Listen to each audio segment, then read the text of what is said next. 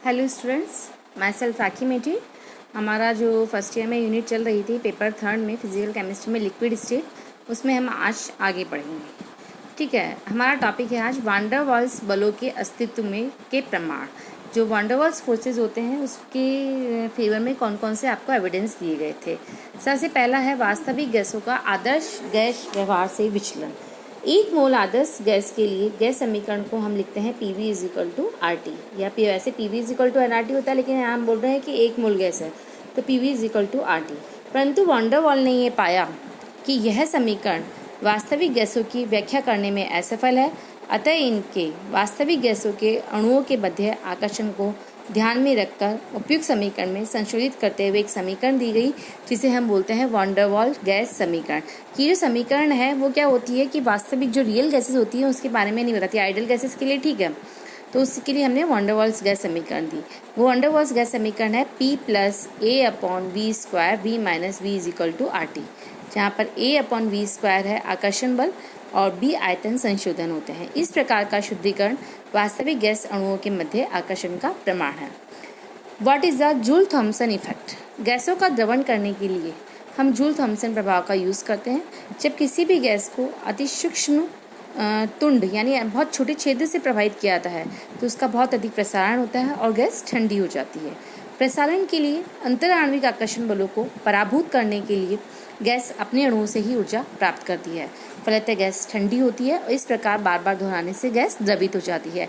तो आपसे क्वेश्चन पूछा जाता है कि गैस लिक्विफाइड होती है, इसका मेन रीज़न क्या होता है? तो इसका मेन रीज़न है आपका जूल थॉमसन इफेक्ट। और जूल थॉमसन इफेक्ट क्या होता है कि जब हम किसी भी गैस को बहुत अधिक छोटे छेद से प्रभावित करते हैं तो गैस का प्रसारण होता है और गैस ठंडी हो जाती है। और जब प्रसारण होता है तो अंतराण्विक आकर्षण बलों को गैस के अणुओं से ऊर्जा प्राप्त करनी पड़ती है, जिससे गैस कूल होगी और इससे लिक्विड हो जाती है। उत्कृष्ट गैसों का द्रव में परिवर्तन। उत्कृष्ट गैसों को कम ताप पर द्रवित किया जा सकता है, लेकिन गैस परमाणुओं के परस्पर आकर्षित होने के कारण ही उनका द्रवण संभव है।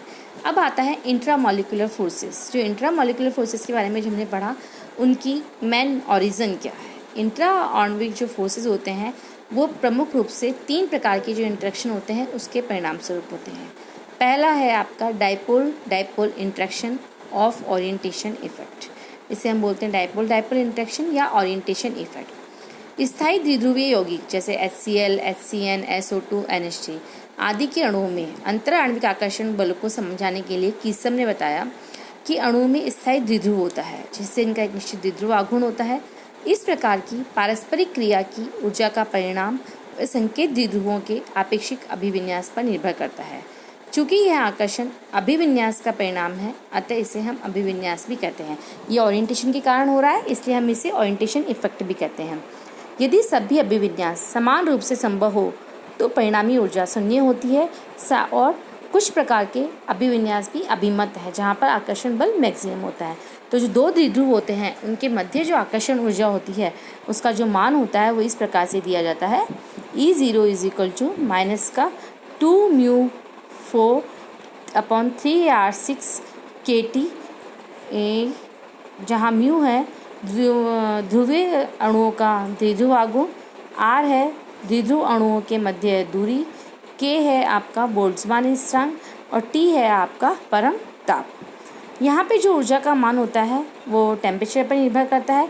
जैसे जैसे टेम्परेचर बढ़ता है ऊर्जा का मान तेज़ी से घटना चाहिए, लेकिन ऊर्जा का मान तेज़ी से घटता नहीं है। ठीक है, तो द्विध्रुव जो पारस्परिक क्रिया है वो डायग्राम से आपको इस तरीके से बताई जाएगी। नेक्स्ट है dipole induced interaction and induction effect. पहला पढ़ा डाइपोल डाइपोल इंटरेक्शन, हम पढ़े डाइपोल इंड्यूस्ड डाइपोल इंटरेक्शन। ये पीटर डीबाई के अनुसार बताया इसमें कि जब किसी ध्रुवीय अणु के पास जब कोई अध्रुवीय अणु आता है तो ध्रुवीय अणु द्वारा उसमें भी द्विध्रुव आघूर्ण प्रेरित होता है। इसका मतलब जैसे कोई पोलर मॉलिक्यूल है और एक अनपोलर मॉलिक्यूल के पास आया तो पोलर मॉलिक्यूल के द्विध्रुव के कारण जो नॉन पोलर मॉलिक्यूल है उसमें भी आपका डाइपोल इंड्यूस्ड हो जाएगा और ये अणु प्रेरित द्विध्रुव बन जाते हैं। इस प्रकार ध्रुवीय और प्रेरित द्विध्रुव के मध्य आकर्षण उत्पन्न होता है, जैसा कि आपको बिल्कुल डायग्राम से क्लियर हो रहा है। इन आकर्षण बलों का परिणाम ध्रुवीय अणु के द्विध्रुव आघूर्ण और अध्रुवीय अणु के ध्रुवित होने की क्षमता तथा अध्रुवीय अणु की ध्रुवणता पर निर्भर करता है। कि अब जो नॉन पोलर मॉलिक्यूल है वो किस तरीके से आपका ध्रुवित हो रहा है या अध्रुवित हो रहा है, वो किस पे डिपेंड कर रहा है, जो आपका जो पोलर मॉलिक्यूल है उसमें कितना डाइपोल मोमेंट है उस पर डिपेंड कर रहा है, और जो आपका नॉन पोलर मॉलिक्यूल है वो कितना पोलराइज्ड हो सकता है, ठीक है, और जो नॉन पोलर मॉलिक्यूल है उसकी पोलराइजेबिलिटी पर निर्भर करता है। इस आधार पर परिणामी ऊर्जा का मान जो होता है वो इस प्रकार से होता है, E1 = -2 अल्फ़ा μ4/R6, जहाँ पर अल्फ़ा है आपका जो नॉन पोलर मॉलिक्यूल है, जो अध्रुवीय अणु है, उसकी ध्रुवणता, म्यू जो है वो है ध्रुवीय अणु का द्विध्रुव आघूर्ण, और आर जो है वो है आपका ध्रुवीय अणु और अध्रुवीय अणु के मध्य की दूरी, ठीक है। जो अल्फ़ा है वो अध्रुवीय अणु की ध्रुवणता है, म्यू जो है वो ध्रुवीय अणु का द्विध्रुव आघूर्ण है जो आपने पोलर मॉलिक्यूल लिया, और आर जो है वो ध्रुवीय अणु और अध्रुवीय अणु के मध्य की दूरी है। परिणामी ऊर्जा का मान जो होता है वो ताप पर निर्भर नहीं करता है। आपने जो डाइपोल डाइपोल इंटरेक्शन देखा था उसमें ये देखा था कि परिणामी ऊर्जा का मान ताप पर निर्भर करता है, जो ऊपर वाला था, ठीक है, लेकिन इसमें परिणामी ऊर्जा का जो मान है वो ताप पर निर्भर नहीं करता है। ये दोनों में आपका फ़र्क है। आकर्षण बलों की उत्पत्ति के कारण, उत्पत्ति के दोनों कारणों द्विध्रुव आकर्षण और डाइपोल इंड्यूस डाइपोल में दो कमियां थी। दो पढ़े आपने, डाइपोल डाइपोल इंटरेक्शन और डाइपोल इंड्यूस डाइपोल इंटरेक्शन। इसमें दो महत्वपूर्ण आपके ड्रॉबैक थे।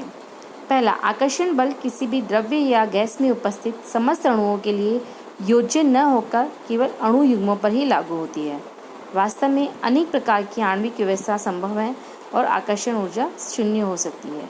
फलतः कोई आकर्षण बल नहीं होगा और संयोजन को समझने के लिए कारण बताना कठिन हो जाता है कि जो आकर्षण बल होता है वो सभी अणुओं पे नहीं होता है, कुछ अणु युग्मों पे लागू होता है। दूसरा, कुछ ऐसे अणु हैं जिनमें स्थायी द्विध्रुव नहीं है, जैसे H2, O2, CH4, उत्कर्ष गैसें, तो इनमें हम आकर्षण बलों को नहीं समझा सकते कि जब इनमें आपका स्थायी द्विध्रुव भी नहीं है तो इनमें आप अट्रैक्शन फोर्सों को कैसे समझा सकेंगे। तो आपके जो थे वो दो मेन जो ड्रॉबैक थे वो आपके ये थे। प्रेरित induced dipole and induced dipole interaction या डिस्पर्सन इफेक्ट। हमने डाइपोल डाइपोल पढ़ा, डाइपोल इंड्यूस्ड डाइपोल पढ़ा, अब थर्ड है इंड्यूस्ड डाइपोल इंटरेक्शन, और इसे बोलते हैं डिस्पर्सन इफेक्ट यानी प्रकीर्णन प्रभाव। फिट्ज लंदन ने क्वांटम यांत्रिकी का उपयोग करते हुए एक महत्वपूर्ण प्रगति की और हाइजेनबर्ग सिद्धांत का अनुसरण करते बताया कि निम्नतम अवस्था में भी अणुओं की ऊर्जा होती है। इसे शून्य बिंदु ऊर्जा कहते हैं।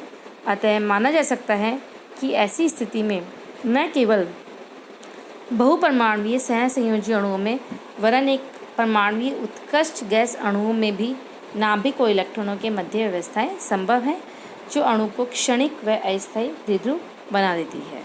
ऐसे अस्थायी द्विध्रुव अणु किसी निकट के अणु और परमाणु को भी एक द्विध्रुव में प्रेरित कर देता है और उसे भी अस्थायी द्विध्रुव में बदल देता है। ऐसे अस्थायी द्विध्रुव एक दूसरे को आकर्षित करते हैं और इसे ही हम इंड्यूस्ड डाइपोल या डाइपोल इंड्यूस्ड आकर्षण बोलते हैं, और इसे लंदन फोर्स या डिस्पर्शन फोर्स भी कहा जाता है। इनके मध्य की जो पारस्परिक ऊर्जा होती है उसको हम बोलते हैं ED -3L α²/4R6, जहाँ पर जो L है वो I है वो आपकी आयनन ऊर्जा है 3I α²/4R6। तो ये है आपका इंड्यूस्ड डाइपोल। इसका मतलब है कि इसके अंदर जो होते हैं आपके वो क्या होते हैं, दोनों ही आपके नॉन पोलर मॉलिक्यूल होते हैं। उपयुक्त स्थिति में वर्णित ऊर्जाएं प्रकीर्णन के कारण होती है, इसलिए इसे हम डिस्पर्सन इफेक्ट भी कहते हैं। क्योंकि अणुओं में दोलन के कारण उत्पन्न आकर्षण बल ही अणुओं द्वारा प्रकाश के प्रकीर्णन के लिए उत्तरदायित्व होता है। प्रकीर्णन प्रभाव का अभिविन्यास प्रभाव एवं प्रेरण प्रभाव से महत्वपूर्ण अंतर यह होता है कि यह न केवल अध्रुवीय अणुओं के साथ लागू होता है वरन यह गैस के सभी अणु युग्मों के लिए योज्य है। जो ये फ़र्क है आपका जो डिस्पर्सन इफेक्ट है वो आपका ओरिएंटेशन इफेक्ट से और आपका जो इंड्यूस्ड इफेक्ट है दोनों से डिफरेंट होता है, क्योंकि यह केवल अध्रुवीय अणुओं पर ही नहीं होता है बल्कि गैस के सभी अणु युग्मों के लिए योज्य है। इस कारण इससे हम आपका जो कोहेसिव की जो इंसिडेंस होता है उसको आप समझा सकते हैं।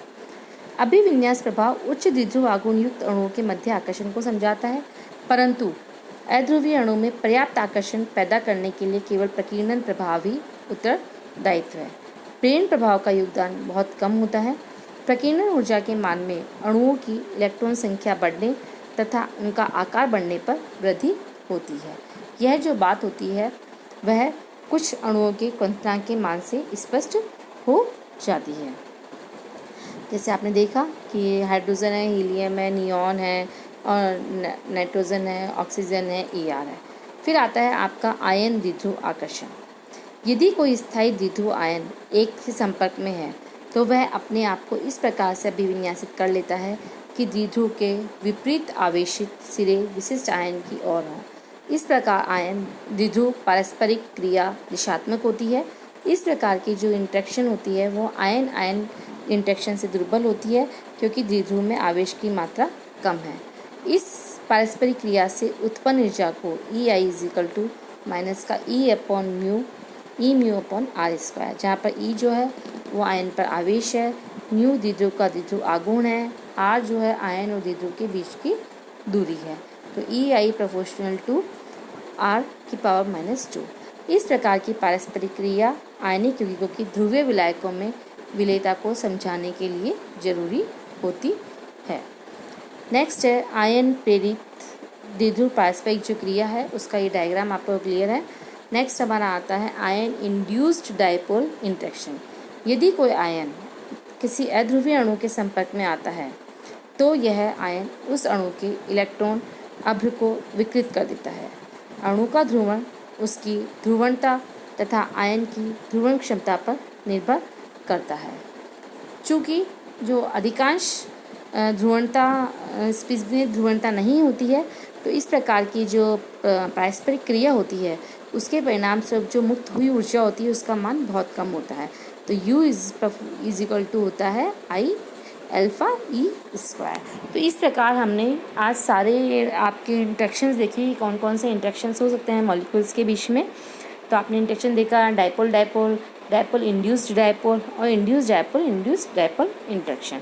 तो ये हमारा लिक्विड स्टेट में आज हमने नेक्स्ट टॉपिक कवर किया है। अब जब नेक्स्ट क्लास होगी हमारी तो हम नेक्स्ट टॉपिक कवर करेंगे।